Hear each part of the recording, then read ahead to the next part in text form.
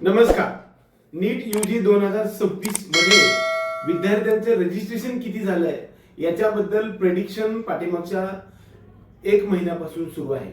परंतु आज एक ट्विट केलेलं आहे.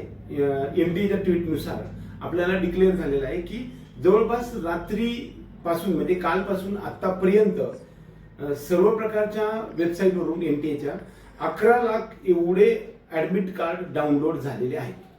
आणि रजिस्ट्रेशन आज म्हणजे ज्या वर्षी 2026 साठी टोटल रजिस्ट्रेशन 22,79,000 एवढे रजिस्ट्रेशन झालेले आहेत. वास्तविक हे सर्व रजिस्ट्रेशन झालेले असतात ते सर्वच्या सर्व विद्यार्थी परीक्षेला बसत नाही. काही विद्यार्थी रजिस्ट्रेशन करून एक्झामला येत नाहीत.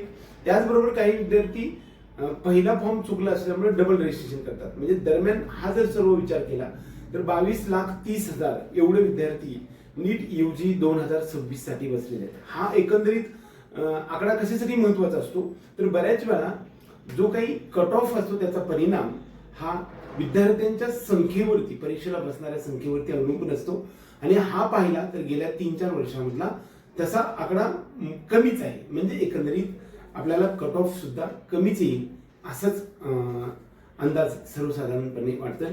एकंदरीत आपल्या सर्व विद्यार्थी आणि पालकांना नीट यूजी 2026 साठी हा जो विद्यार्थी संख्या आहे ही कंपॅरेटिव्हली गेल्या 2 वर्षापेक्षा वरचेवर कमी होत जाताना दिसत आहे.